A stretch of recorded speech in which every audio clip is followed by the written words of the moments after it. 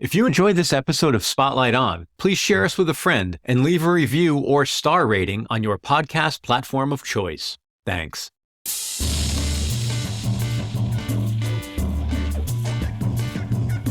Hello and welcome to Spotlight On, the podcast featuring musicians, writers, innovators, and ideas shaping music, arts, entertainment, and culture. I'm your host, Lawrence Purrier. Today, the spotlight shines on impresario Michael Dorf. For over 20 years, Michael has been bringing legendary artists together at Carnegie Hall, raising millions for music education while creating unforgettable nights of tribute. He launched his first tribute show back in 2004 after seeing how music programs were vanishing from schools. Now he's put together what might be his most powerful lineup yet, with Michael Stipe, Courtney Barnett, Chrissie Hynde, and many more coming together on March 26th to celebrate the music of Patti Smith. The show will raise funds for over a dozen music education programs nationwide. And now, please welcome the founder of the iconic Knitting Factory and City Winery, Michael Dorf.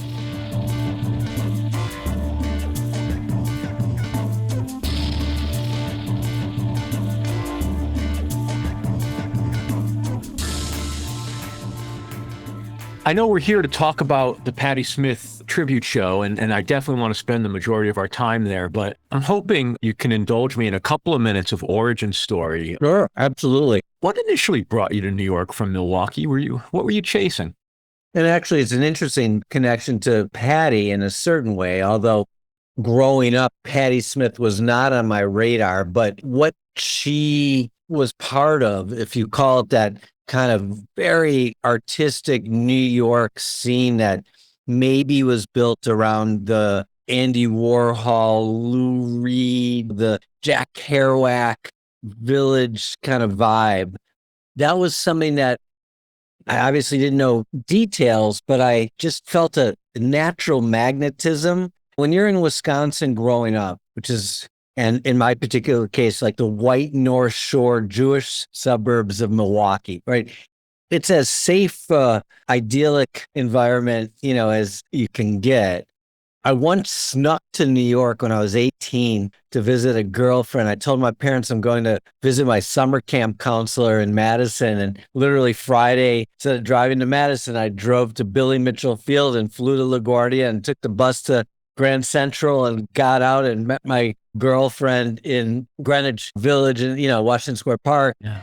Copped a nickel bag, got high, had pizza. Like, I wanted that. That was probably 1980. And I just, there's something magic that appealed to me about New York. And just always felt this connection to it. And whether it was maybe the odd Jewish component of the city, the Europeanness of the city, the artistic energy, the hard to articulate energy that the city has that always pulls in. But all the things. The lore of the Allen Ginsberg-y beatnik on the road, that more than anything, I was like, I want to do that. So when I opened in February of 87, Wednesdays was poetry and Thursdays was jazz and Friday, Saturdays was rock and everything in between. And I wanted it to be this eclectic factory of arts and jumped right in.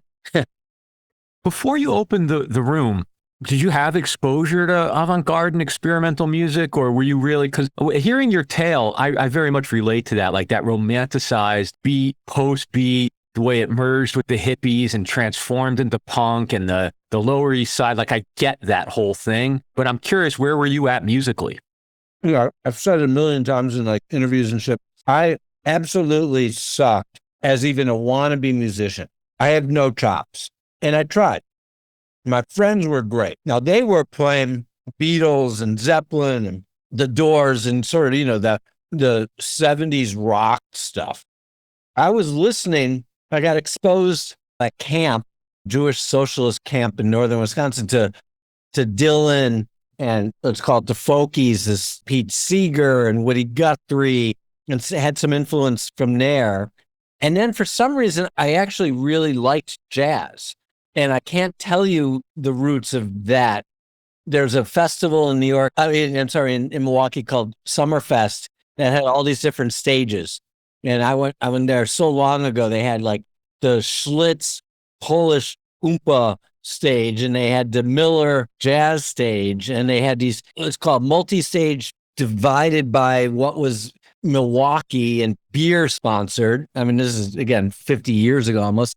And there was jazz at this festival. And so I connected to that. So by college, if you will, pre-Knitting Factory, I definitely loved bebop and Miles Davis and a little bit of getting into that Pat Metheny or Nat Coleman. I mean, I remember X, that record came out in college, and King Crimson, if you will, the more experimental rock meets jazz stuff. So, I knew of in college the Lounge Lizards, kind of the pop Jim Jarmusch-y stuff, which wonderful connection to this Patti Smith event. And there was just a little bit of connectoids, if you will, to the scene. I did not know who John Zorn was in college, but I had heard of Philip Glass. I was a Laurie Anderson fan, but I did not know about the M-Bass scene in Brooklyn. So there was things I was like a little bit of connective tissue, but I wasn't coming to New York to connect to lounges. It was much more of a greater, just, I want to have some jazz and whatever. What's not happening at the Village Vanguard and the Blue Note, what can I connect to? And so that was kind of, what I was looking for. But I was wide open to almost anything. When we're younger, whether it's like thinking in terms of manifestos or have, the big ideas, you mentioned earlier what your thesis wasn't around the knit. Were you thinking like this is going to be the incubator special place for all these freaks? Or were you just like, I want to be surrounded by art? What were you thinking? I was 23 years old. I had no family at the point, being a lucky human being born where if $13,000 that I put into the physical first version of the knit went away, which was my fake college savings that my dad didn't need to have me, from my bar mitzvah and beer can collection that used for college. Had that gone away and I just couldn't make it, I could go back to Wisconsin with my tail between my legs. And there were moments where I thought that's what, was going to happen. But having the luck and the privilege, blessing, if you will, to be able to play in the arts and just see where it was going to go. So it all started, I really wanted to be a record company guy, right? I was really into the idea of managing my friends' records, make the records. And that immediately was a failure. I couldn't get anyone to pay for the records. You got to have a flow. That was an immediate mistake financially. And then I found this old Avon office on Houston Street. And I thought, you know what? I'm paying whatever I was paying, $750 a month in my apartment on East 10th Street to live. I could shift that and live in the back of this Avon office. The landlord will never know. Who's going to care? I'll just put my futon under the desk and then go to Pineapple Fitness around the corner to shower in the morning. And they had free towels that were clean. So that was great. And then I'll sell coffee and tea and whatever I can. I pre-wine and beer license, and that was pre-liquor license. I'll do better if I have some little bit of cash flow, and I'll put on some performance. And I really that was it. There was no fucking plan. It was, let's see if this is a way to survive. And the band Swamp Thing, that was the first record, and I was really, invested in them. They owed me so much money from being a manager, which is really, when you're 20 years old, it's really just who's the kid who's got the most money to waste on shit. They owed me, so I kind of inherited the sound system, which became the PA for the first Knitting Factory. And luckily, in a weird way, after about 2 months of being open, we got broken into in the middle of the night and someone stole our sound system right away. And so I was able to hold a fundraiser for our sound system and got some empathy from both the New York Times and John Zorn and John Lurie and a few other people that now, after a couple months, had embraced us. And we held it at the neighboring Puck building, and boom, we had a much better sound system. And I reinforced the walls so you couldn't knock through. And it grew like that and was just incredible time. I've never heard anybody be thankful for having a break-in, but I totally get it in the context you're talking about. I definitely don't want to put you through like a this is your life conversation. So, and there's so many twists and turns between those days and the start of the Music Of series. What was the genesis of Music Of? How did you decide like this is the next chapter? It was really birthed out of the demise of the recording business. And what I mean by that is I got invited by a guy named Larry Rosen, who ran GRP Records. This was in 1999. So I still ran the knitting factory. I was getting involved in the .com stuff a bit. He was getting involved. He started N2K, after he sold GRP. But he was running this organization that was a subsidiary of the UJA Federation called Music for Youth. And Music for Youth was a consortium of music industry machers, which had a BMI, ASCAP, Sony, Universal, all the record labels. In the late 90s, going into 2000, 2001, 2002, it was raising all kinds of money at this big annual luncheon, millions of dollars, honoring David Geffen and Ahmet Ertegun and the peers. And then half the money of this thing went to this fund called Music for Youth. And so I got invited to be part of like 30, 40 music industry people. We allocated the funds to great organizations like Save the Music and Mr. Holland's Opus, and actually many of the same that I still do today. But then Napster and technology basically killed the recording business in that period, and the funds dried up very quickly. So that by 2003, we had a meeting that literally went like this. We have no money coming in from the labels. What are we going to do to exist as a advisory to distribute? There's no money to give away. How do we raise money? And I, being like the youngest person around this big table in Midtown, in a very sheepishly and nervous, I raise my hand and go, well, why don't we put on a show? And they're like, what? And I'm like, yeah. Who is this guy? Who let him in here? We're all in the music business. Why don't we do a show, something elegant at Carnegie Hall? And they're like, are you out of your mind, young punk kid? Like, how'd you even get in this room? I'm like, and they go, well, what would you want to do? And I go, I actually think a Joni Mitchell tribute, having homage to her material by other artists would be really good. And I think Carnegie Hall's a great room to do it. And they're like, no, way too risky. You're really like, you're a fool, young man. Mm. And I just got the nerve up and I was like, I will cover any losses. I will give 100% of the upside to this organization. So there's no risk here. All I ask, as all of you guys have every year like bought big tables at the luncheon that no longer exists because there's no recorded music industry right at the moment. Can you just support it? Just come buy some tickets. Maybe an artist from your label, you might help me, like just a little bit of help. That's all. And they're like, oh, you're crazy. Go ahead and do it. And of course we sold out. It raised $100,000. It was year one. And it's been basically $100,000. It's hard to make a net profit at Carnegie Hall. It's an expensive room, but you can squeeze out about that. By year three, so I did Joni the first year, then it was Bob Dylan year two. And in year three, I was like, you know what?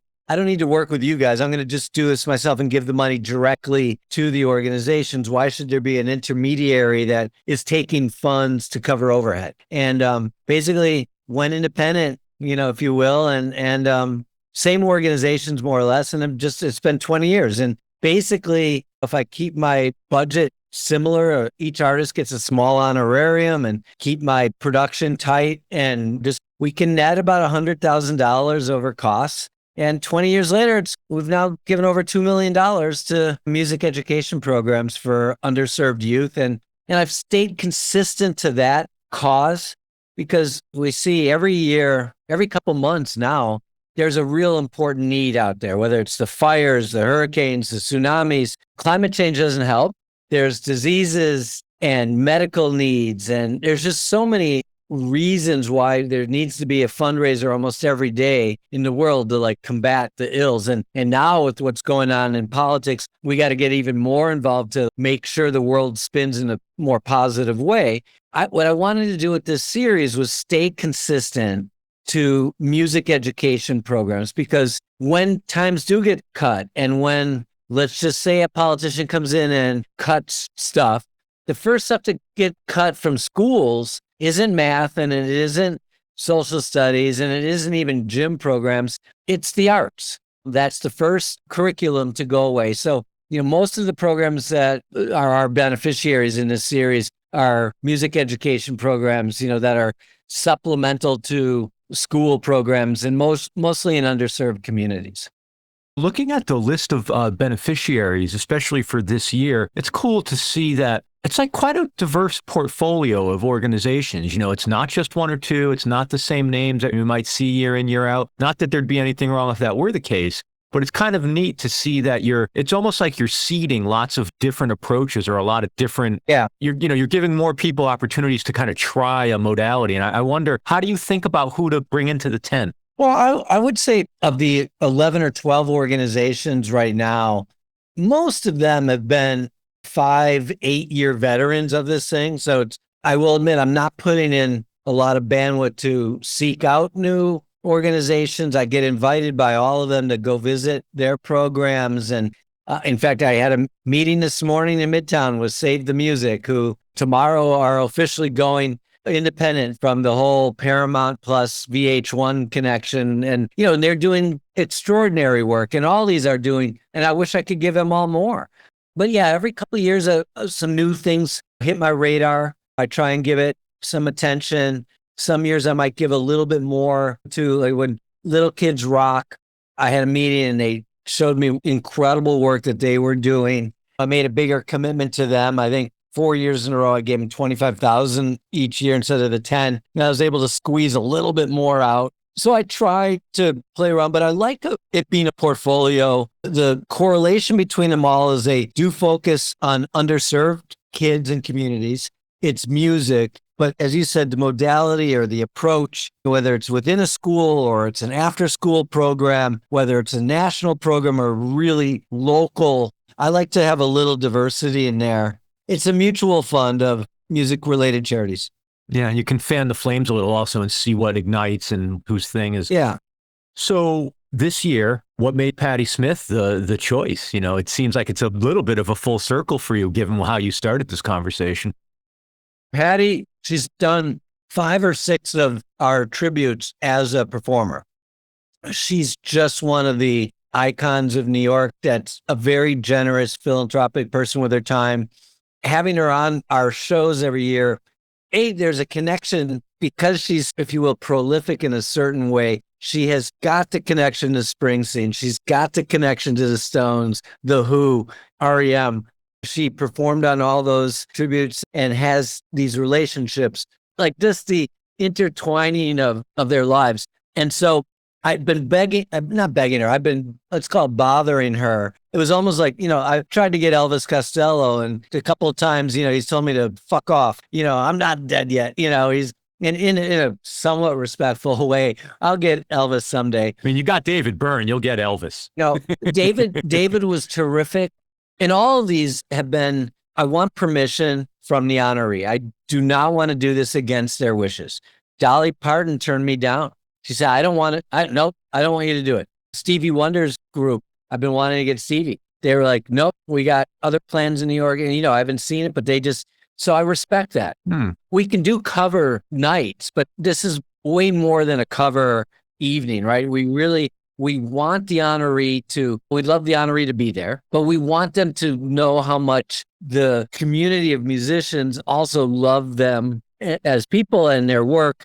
And it just brings a certain kind of chemistry to the evening that is just special rather than just a tribute show. Patti eventually succumbed to your wily charms. I would say more nagging emails, but yeah.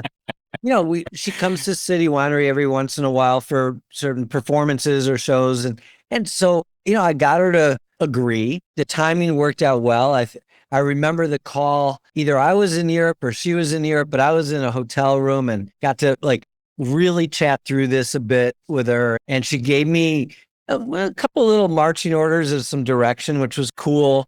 Then when I made my first mock-up of the poster, of the artwork, I just picked a photo from the internet and do this. She goes, nah, I got a great photographer, Lynn Goldsmith. She's got a book coming out and I want you to connect with her. She's got some good stuff. Patti's been more involved, if you will. She hasn't said yay or nay to any of the artists that are on. I know there's been a couple of, she's big smiley faces that have come my way.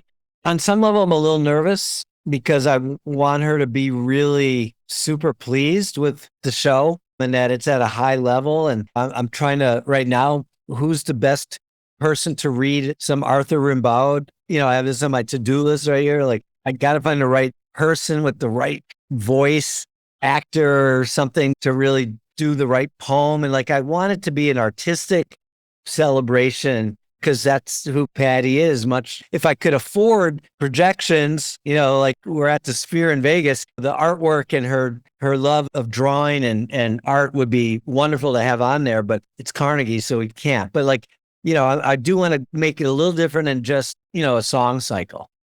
We'll be back with more Spotlight On and Michael Dorf right after this break. After listening to this episode, head to thetonearm.com, our new online journal covering unexpected music and culture. This week on The Tone Arm, Dorothy Lawson of acclaimed string quartet Ethel describes New York's musical landscape. Grammy-nominated composer Mehmet Ali Sanlikal explores the connections between Turkish music and jazz. Italian double bassist Giacomo Pedicini explains how life in Naples influences his musical thinking. And provocative artist and musician Colin Self explores the covert language spoken on their latest album. You'll find all this and more on The Tone Arm. And while you're there, be sure to subscribe to our email newsletter. That's thetonearm.com. The Tone Arm, putting a needle on the cultural wax. And now, back to Spotlight On. Could you pull back the curtain a little bit and talk about how you go about assembling not only the lineup, but the house band? I mean, because in most cases, both of those things are pretty stunning. So in that initial call I had with her, Patti said, listen, I really want you to work with Tony on the show. I'd like him to be the musical director. Tony Shanahan, for people who... Tony Shanahan, yeah, who's been a longtime member of the band. We're friends. I got to give a lot of credit to Shlomo Lipitz, who has been my programmer at City Winery since day one. He started as an intern. Is a great plug for people who want to do internships. He started as an intern 18 years ago and has grown. He's running the entire programming of all city wineries nationally. And then he does this show with me. And he and Tony are pals too. And so like, that was the easiest yes, one could ever give. And I'll give Tony, the credit for the connection to Flea, the connection to Ben and Tench, from Tom Petty's band. Steve Jordan has been a musical director for me for a bunch of different shows we've done. And, he obviously got to call to fill in for the Rolling Stones and Charlie Sexton too. So like the band is over the top. We could all just go listen to that band all night, right? It started with Patti saying, let's work with Tony and have Tony do it. So that's been great. There's still going to be a couple probable surprises on, to join the band is my guess. And then there was a couple kind of obvious go-tos, if you will, on the lineup. Like Stipe. Of course, we had to call Michael Stipe, right? Like I almost couldn't do this without Michael. And that's been great because he's been just a warm, sweet connection for a while. And obviously his deep, profound relationship with Patti. We almost had to get permission from him before going to Patti. Not really, but almost. And then Shlomo, to his credit, for every one confirmation to perform, you have to send out 30 or 40 requests. There's 1,000 musicians who want to play on the show, but not everyone's in the country. Not everyone's able to make it. Some of them are in a studio finishing another project or on tour. So like to get the jigsaw puzzle right and just having availability is a big part of the luck of the draw. But the good news is there's so many artists who want to do it that, ultimately the bill comes together very nicely and easily. The way you're talking about, like, so night of the show, are you, like, which type of impresario are you? Are you the Bill Graham who's still running around pulling your hair out and tormenting people night of show? Or, like, you get to be a fan sitting in the audience and it's sort of Shlomo's worry? Like, how do you, well, what's night of like? I don't know what kind of promoter I am. I mean, I'm certainly more on the anal side than of the sit back. I've never sat in the audience for the show. I've done that for a couple of the shows I do at Town Hall, occasionally to Steve Earle, where all I have to do is start the show with an announcement, which is really just bringing Steve up, and it's his show. And then usually I still like to sit on or stand on the side of the show, of the stage, But a couple of those I've actually forced myself to go into the audience and try and enjoy it. Like anything, if you're a filmmaker, it's not the easiest thing to sit in your screening and watch. Or I get agita. I even when I'm at other shows that I haven't produced at all, I have this natural need to go side of stage and tell somebody something. You know what? And it's funny, like I'll walk into a building anywhere and I'm checking out the exit signs and the lights and the path of egress. And like, I'm kind of acting as a building department supervisor and just checking in because that's where my eyes go. That's how I build. And in a theater, it's the same thing. So anyways, I actually am more relaxed on the side of stage than I would be in a seat. There's no real need for me to be side of stage. I do believe I've got everything coordinated. I'm more of a distraction. Even City Winery, like, I don't need to be here. Don't make me make drinks. Don't put me in the kitchen. I like to cook. You know, if I'm behind the box office, I'm letting people in for free. If I'm behind the bar, I'm giving it away for free. Like, I'm more of a negative being on site. One of the things that has been a tradition that I love doing, and it's job I have given myself side of stage, is year one, Joni Mitchell was going to show up. And I always intended that the honoree was to come. And the day before, Joni literally couldn't come. She was out west and her cat had gotten very ill and she couldn't make it. She sent at 6 p.m., 2 hours before showtime, 50 yellow roses. Each rose just said, "Thanks, Joni." And, you know, obviously the person at the florist wrote the note, but she sent that for me to give to each of the artists. Wow. So every year I get 50 yellow roses and I hand them out to each artist as they come off the stage. And it's kind of just become a tradition. That's my only job. But I get to stand next to Springsteen, who watched the whole show from the side of the stage, Graham Nash. For me, these are moments where I feel connected, even though I really don't have an important role to play. Isn't it wonderful having Joni Mitchell back in the world? Oh my God. I never would have guessed. I wouldn't have predicted it, but it's so amazing. It's such a gift. Yeah. It's such a gift. Thank Brandi Carlile for helping pull her out of her shell, and who, you know, that was just a big mitzvah. Yeah. Can you tell me a little bit, if you wouldn't mind, would you share a story or two from the rehearsal shows at City Winery? They've become such a sort of storied fable thing. Yeah. I mean, they really are a rehearsal. I usually introduce it and go something like, "Thank you all for coming. This truly is a rehearsal. It's possible we're going to start a song and we're going to try and go in order of the set. Not every artist who's on the show tomorrow," and I would say at the second best venue in New York, tomorrow night at Carnegie, not everyone is there or here. So if that's the case, someone from the band will probably sing the song, but we're going to try and do it in order. But it's a rehearsal, so there probably are going to be some screw-ups. And if you don't mind, we'll be starting songs over, and you're here to participate in the process of what we're doing for tomorrow night. And that really is what it is. The night of is wonderful, but the rehearsal, they're sound checking all day. Then they stay for artists, try and stay for dinner and maybe go in a hotel and come back. But there's all kinds of this incredible interaction backstage, talking, and you start seeing some artists talking to another artist and saying, "Hey, listen, why don't you sit in with the band for this?" And so all of a sudden, some new configurations happen at the day of the rehearsal and the rehearsal show that was not part of the plan the day before. And we'll see if it happens on the next day, that night. But you definitely see some interesting new interactions that are happening. Part of it is also the interpretation of these songs that are now being expressed by somebody in their own voice, who you love them anyways with their own material. But the way they're interpreting the honorees' work always shines some new light on what the intention was of that song.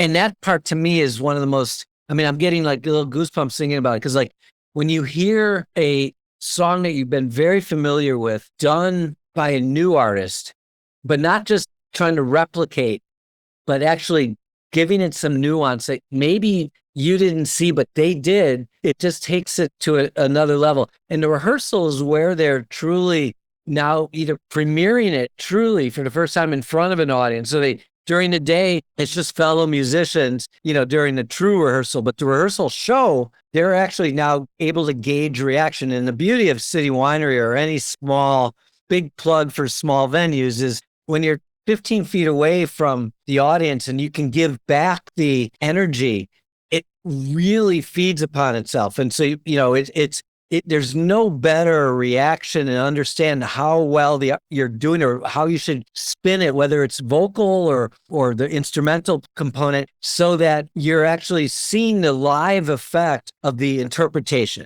And there's something chemical there too, which Art Garfunkel once, and I'm not trying to throw out names, but I'd never heard this before. He had all that throat operation stuff happened for a while. And I get a call from his managers going, "Hey, Artie would like to have lunch with you tomorrow." And I'm like, what the fuck? Art Garfunkel wants to have lunch with me? For what? Why? What did I do? Am I in trouble? I owe you money? And they're like, he's like, "No, he just wants to talk to you about something." And I'm like, absolutely. I mean, oh my God, yes.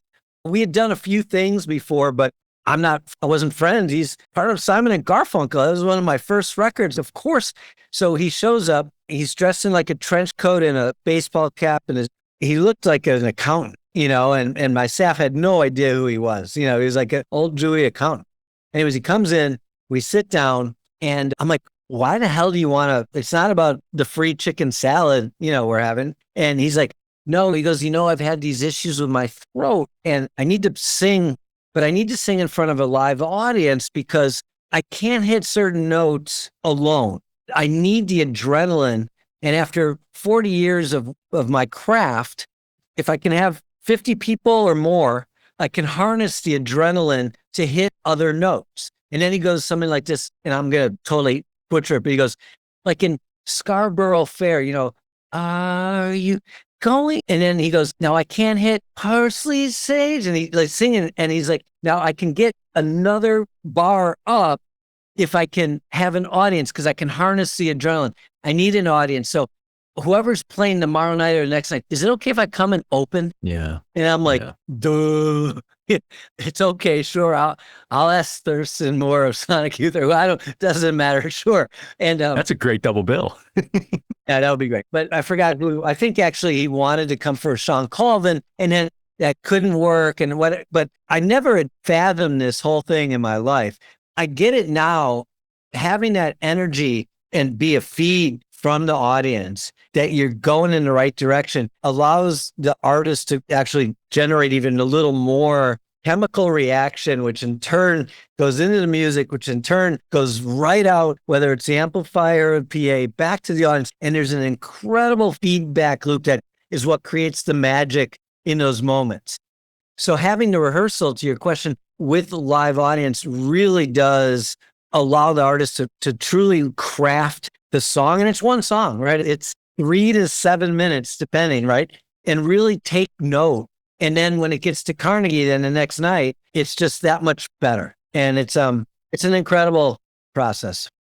It's really interesting that you tell that specific anecdote, because I think for anybody that questions, and you hear it a lot anytime somebody from the classic rock generation puts out an album or announces another tour, there's always the chattering that says, why do they still do it? Why are they still doing this for? And it's like, it doesn't take much imagination to say, you don't think that being 70, 80 years old and being up on that stage and that energy, you don't think that's why they're still able to be alive and vibrant? Like, don't discount the fact that energy is actually a nurturing, powerful energy.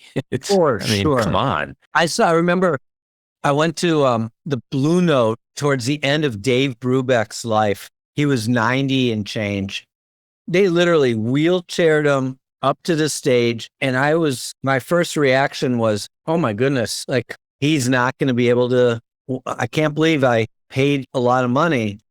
And sits down, and it took a little bit, about a minute and change. Next thing you know, his fingers are really moving. He's playing beautifully. He's coming to life. He just gained energy. 20 years of youth entered his soul, and it's just beautiful. And I have seen that so many times, and oh my goodness, to let them do what they can do for as long as they can, that's the way to go. My analog to that story is McCoy Tyner. The last few years of McCoy's life, I would go see him, and they'd basically similar thing. They'd walk him to the stage, get him to the bench, and every time I'd think, oh, this is going to be rough. And then that left hand would fire up and that right hand would start going. And it was like, oh, he's in there like this. He needs this. This is important for him. Yeah. Yeah. Yeah.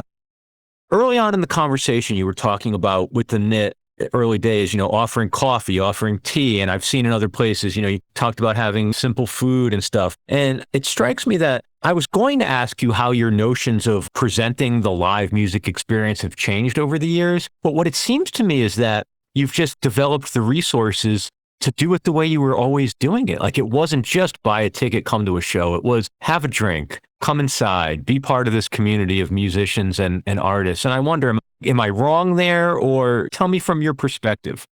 It's going to sound a lot more crass, but without selling booze and food, we can't pay the bills.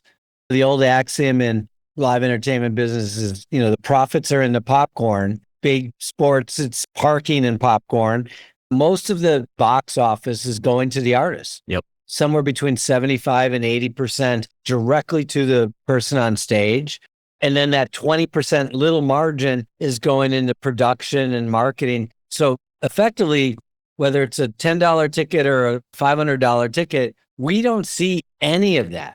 So the only way for us to pay our bills and rent and utilities and all of these things is when a patron actually patronizes the house. And it's why most of the jazz clubs and comedy clubs have always had minimums, right? Because they needed that. We only recently we're experimenting with the idea of a minimal minimum, just because we need everyone to help contribute to that, because that's the only way. As a for-profit, this is our only source of being able to pay overhead. Yeah. A nonprofit, Lincoln Center, they can get donors and these other things to help, offset. Live entertainment commercially needs people to drink that crappy beer. In our case, I'm hoping we elevated it to really good wine and some great food to pair with wine. Yeah, I think I don't mean to be argumentative, but I would think that you're doing so much more than the bare minimum. Like you create an experience, and whether that's because by putting a little more into the food and beverage, there's a better margin. Like I would never fault anybody for that. But you're not just saying, here's some stuff and I'm going to charge you $35 a plate because you're a captive audience. Like it's a materially different approach that you have. Yes and no. I mean, again, I don't want to fall into the camp of we're just shoving out burgers and fries because we know we can. We absolutely, I mean, the one book and maybe the only book I'll ever do, but like the book was called Indulge Your Senses. And the whole premise is, I feel my responsibility, or our thesis of a venue is to indulge all the sensory components of everyone that's in the room. And I'm responsible for the smells and the sights and the feel and the sound. So we got to pay attention to the material choices in the room, and we got to pay attention to the food that is going out there, and how good the sound system is, and make sure the sight lines are amazing, and all of the elements. I mean, we're really, truly just a medium, City Winery, between the artist and how their sensory component is working and the audience. So the better the food, the more authentic the wine, the more drinking wine out of a glass, not a plastic cup. Like, all of these components are what gives it a more real, authentic feel. And then I would say, I'm not trying to plug the book, but the idea, this is also an antidote for all the technology in our life. When you're living on a screen, the more that we can indulge all of these sensory components is really our job, and what makes it precious and special, and what can't then be duplicated with the digital facsimile. Like film, unfortunately, can perfectly be viewed, streamed, whatever, at home. Live music, you can listen to it and it, in any format you want, but to actually experience it, it just doesn't work on a screen the same way. No matter how good it gets, no matter 3D goggle, we get there. AI was wonderful around, large language models, terrific for maybe copying sound, and duplicating and ripping off certain sounds. It can do nice work with art. It can do wonders with words. It has yet to figure out smell and the sense of taste and feel. And thank God, because, I'm AI. I don't want to replicate our world of live music. What we're doing is still extremely precious in terms of value creation, and also really critical to the ecosystem of artists that aren't making the big dollars from publishing and need to perform live. The live experience is their main source of revenue. To the extent that you're comfortable saying so, do you have any dream artists on your wish list that you'd like to see for music of? In terms of the honorees? Honorees, yeah. Or are you taking requests? Yeah. Who do you think? Who should I have? One that I think would be interesting, but it's kind of weird to think how it would manifest is Pink Floyd, because their thing is so unique. I'm curious about REM. I feel like they're a band that needs their moment again. I don't want them to become forgotten. I did an REM.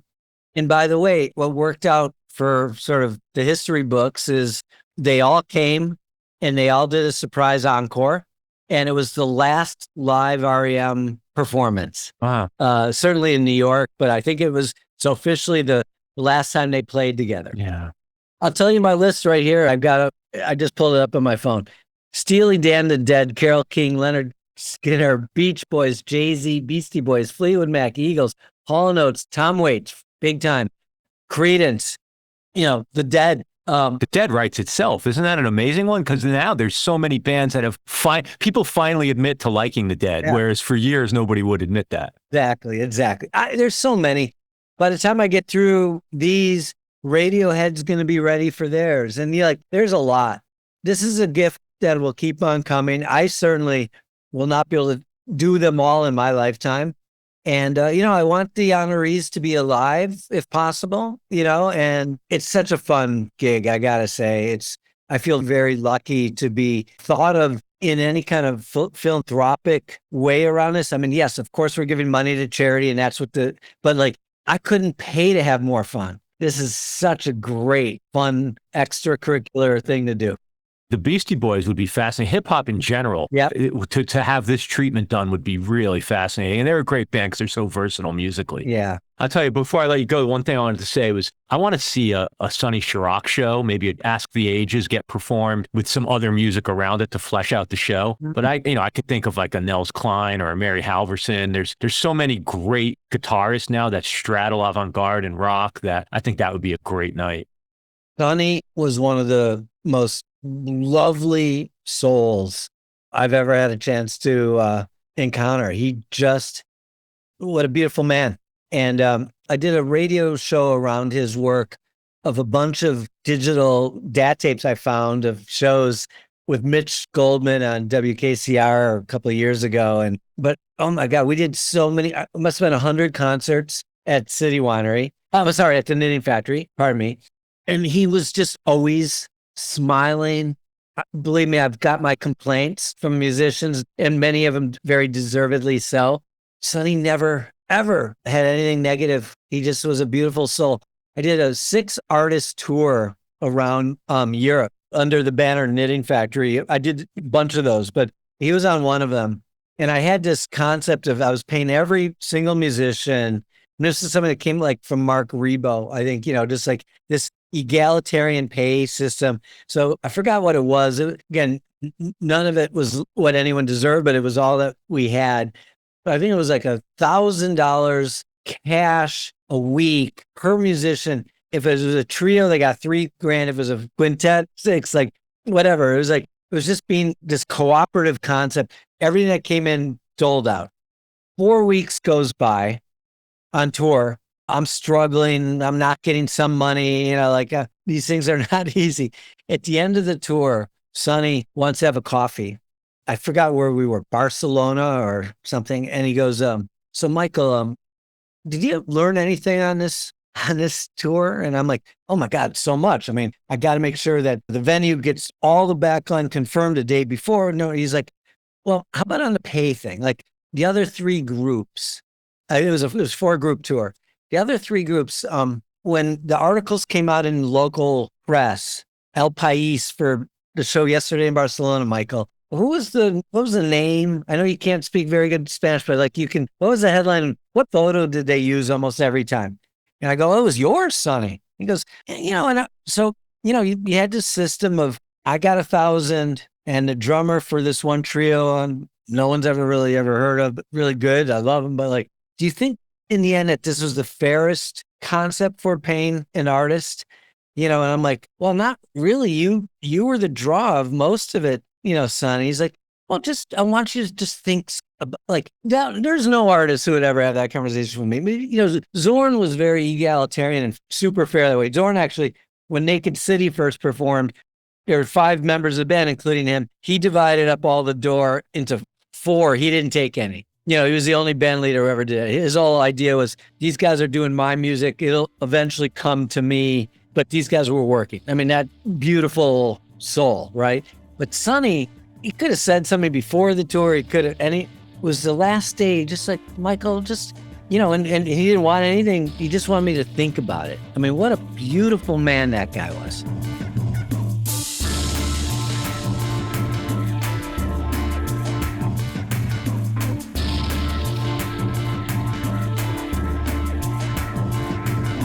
Thank you so much, Michael Dorf. And as always, thank you for listening to Spotlight On. Spotlight On is executive produced and hosted by me, Lawrence Purrier. We're produced and marketed by Michael Donaldson. Editing and sound design is by Terry Grant. Our theme music, that's by Q Burn's Abstract Message. The most important member of our team is you. Thank you for supporting our work. Please rate and review us wherever you listen to podcasts, and then visit us online at spotlightonpodcast.com. There you'll find our free episode archive, our online store, and a link to make a donation to support our work. Thanks for listening, be safe, and stay in touch.